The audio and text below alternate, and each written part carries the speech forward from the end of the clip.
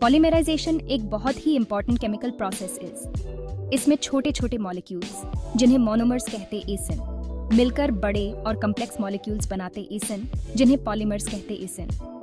यह प्रोसेस बहुत इंपॉर्टेंट है क्योंकि यह बहुत से एसेंशियल बायोलॉजिकल मैक्रोमोलिक्यूल्स बनाने में मदद करता है। नेचर में पॉलीमराइजेशन की वजह से प्रोटीन्स, न्यूक्लिक एसिड्स और पॉलीसैकेराइड्स बनते एसिन। ये मैक्रोमोलिक्यूल्स जीवन के लिए बहुत ज़रूरी होते एसिन। पॉलीमराइजेशन सिर्फ बायोलॉजी तक ही सीमित नहीं है। इसका यूज़ बहुत से इंडस्ट्रियल एप्लीकेशंस में भी होता है, जैसे कि प्लास्टिक्स की प्रोडक्शन में। पॉलीमराइजेशन को समझने से हमें पता चलता है कि कॉम्प्लेक्स मटेरियल्स, चाहे वो सिंथेटिक हों या नेचुरल, कैसे बनते एसिन। प्रोटीन्स लगभग सभी बायोलॉजिकल प्रोसेसेस में एक सेंट्रल रोल प्ले करते एसिन। ये अमीनो एसिड्स की लंबी चेन से बने होते एसिन, जो पॉलीमराइजेशन के थ्रू एक साथ जुड़े होते एसिन।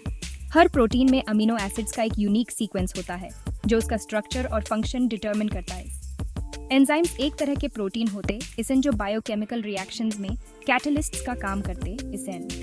बिना एंजाइम्स के इनमें से बहुत सी रिएक्शंस इतनी स्लोली होंगी कि जिंदगी पॉसिबल नहीं होगी।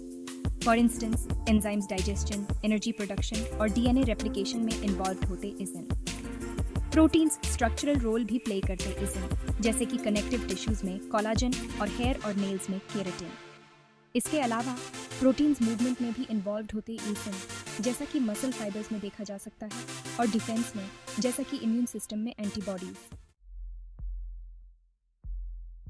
न्यूक्लिक एसिड्स इंक्लूडिंग डीएनए और आरएनए जेनेटिक इंफॉर्मेशन को स्टोर और ट्रांसमिट करने के लिए बहुत जरूरी होते हैं।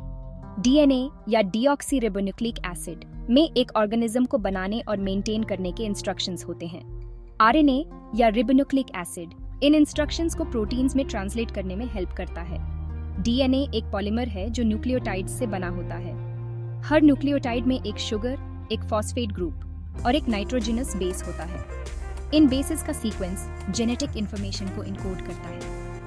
डीएनए का डबल हेलिक्स स्ट्रक्चर उसे सेल डिवीजन के दौरान एक्यूरेटली कॉपी होने देता है। आरएनए भी न्यूक्लियोटाइड्स का एक पॉलीमर है, लेकिन डीएनए से कई वेज में अलग होता है। ये आमतौर पर सिंगल स्ट्रैंडेड होता है और इसमें थीमेन की जगह यूरेसिल होता है। आरएनए कई सेल्यूलर प्रोसेसेस में इन्वॉल्व होता है, इंक्लूडिंग डीएनए और प्रोटीन सिंथेसिस मशीनरी के बीच मैसेंजर का काम करना। मैसेंजर आरएनए या एमआरएनए जेनेटिक इंफॉर्मेशन को डीएनए से राइबोसोम तक पहुंचाता है, जहां प्रोटीन्स बनते हैं। ट्रांसफर आरएनए या टीआरएनए अमीनो एसिड्स को प्रोटीन्स में असेंबल करने में हेल्प करता है।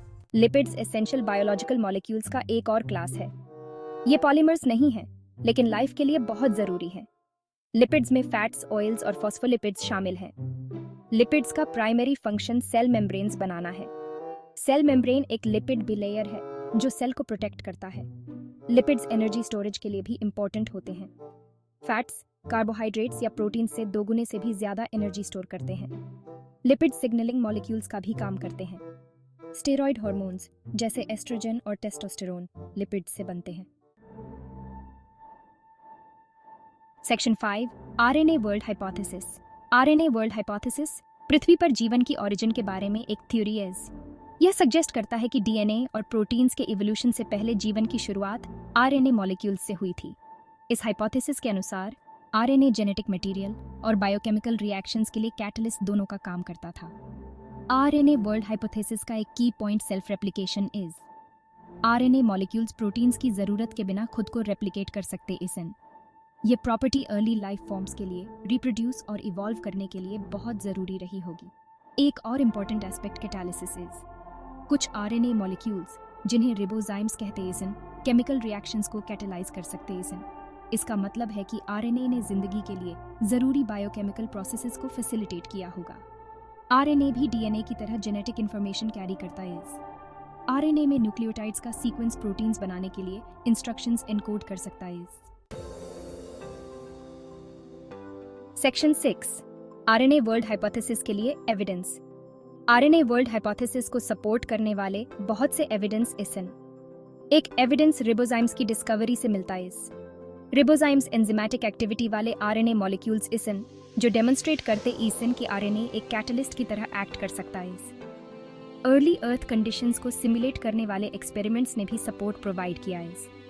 For example, famous Miller Yuri experiment ने दिखाया कि प्रीबियोटिक कंडीशंस में अमीनो एसिड सहित ऑर्गेनिक मॉलिक्यूल्स बन सकते इसिन। सिमिलर एक्सपेरिमेंट्स ने दिखाया है कि आरएनए न्यूक्लियोटाइड्स स्पॉन्टेनियसली बन सकते इसिन। मॉडर्न बायोलॉजिकल सिस्टम्स में आरएनए की प्रेजेंस भी एक एविडेंस इज।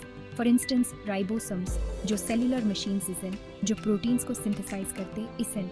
आरएनए और प्रोटीन्स दोनों से बने होते इसिन। रिबोसोम्स का RNA component peptide bond formation को कैटलाइज करने में क्रिटिकल रोल प्ले करता है। सेक्शन 7 आरएनए वर्ल्ड हाइपोथेसिस की चुनौतियां। हालांकि आरएनए वर्ल्ड हाइपोथेसिस बहुत कन्विंसिंग है, लेकिन इसके सामने कई चैलेंजेस इसिन। एक मेजर चैलेंज आरएनए की स्टेबिलिटी इज। आरएनए डीएनए की तुलना में डिग्रेडेशन के लिए ज्यादा प्रोन होता है, जिससे अर्ली अर्थ के हार्श कंडीशंस में उसके परसिस्ट करने की क्षमता पर क्वेश्चंस उठते इसिन। एक और चैलेंज खुद आरएनए की ओरिजिन इज। आरएनए न्यूक्लियोटाइड्स का प्रीबियोटिक सिंथेसिस कॉम्प्लेक्स है और यह क्लियर नहीं है कि ये बिल्डिंग ब्लॉक्स कैसे बने और अर्ली अर्थ कंडीशंस में फंक्शनल आरएनए मॉलिक्यूल्स में कैसे असेंबल हुए। एक इश्यू आरएनए से डीएनए और प्रोटीन्स में ट्रांजिशन का भी आयस। ये ट्रांजिशन मॉडर्न लाइफ के डेवलपमेंट में एक क्रिटिकल स्टेप इज। सेक्शन 8 जीवन की उत्पत्ति पर वैकल्पिक सिद्धांत। आरएनए वर्ल्ड हाइपोथेसिस जीवन की ओरिजिन के बारे में एकमात्र थियरी नहीं इज। एक alternative metabolism first hypothesis is.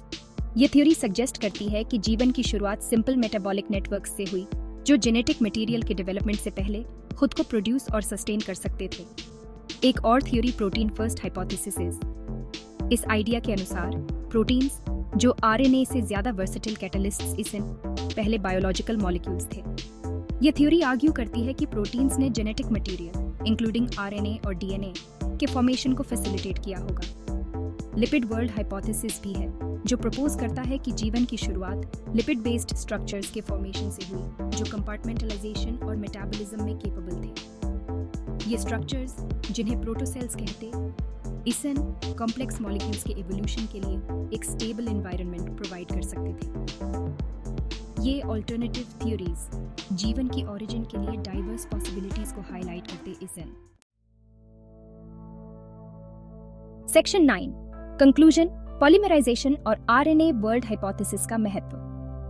Polymerisation जीवन के लिए जरूरी कॉम्प्लेक्स मॉलिक्यूल्स के फॉर्मेशन में एक क्रिटिकल प्रोसेस है। ये प्रोटीन्स, न्यूक्लिक एसिड्स और पॉलीसैकेराइड्स के क्रिएशन को इनेबल करता है, जो बायोलॉजिकल फंक्शंस के लिए एसेंशियल इसिन। पॉलीमराइजेशन को समझने से हमें लाइफ की कम्प्लेक्सिटी और डाइवर्सिटी को अप्रिशिएट करने में हेल्प मिलती है। आरएनए वर्ल्ड हाइपोथेसिस जीवन की ओरिजिन के लिए एक कन्विंसिंग एक्सप्लेनेशन ऑफर करता है। यह सजेस्ट करता है कि आरएनए ने जेनेटिक इंफॉर्मेशन स्टोर करने और रिएक्शंस को कैटलाइज करने की अपनी क्षमता के साथ अर्ली लाइफ फॉर्म्स में एक क्रूशियल रोल प्ले किया। अपनी चैलेंजेस के बावजूद यह हाइपोथेसिस रिबोजाइम्स, अर्ली अर्थ एक्सपेरिमेंट्स और मॉडर्न बायोलॉजी में आरएनए की प्रेजेंस से मिले एविडेंस द्वारा सपोर्टेड आईज। जैसे जैसे हम इन आइडियाज को एक्सप्लोर करते रहते इसन, हम इंसानियत के सबसे प्रोफाउंड क्वेश्चंस में से एक के आंसर के करीब पहुंचते जाते इसन। जीवन की शुरुआत कैसे हुई?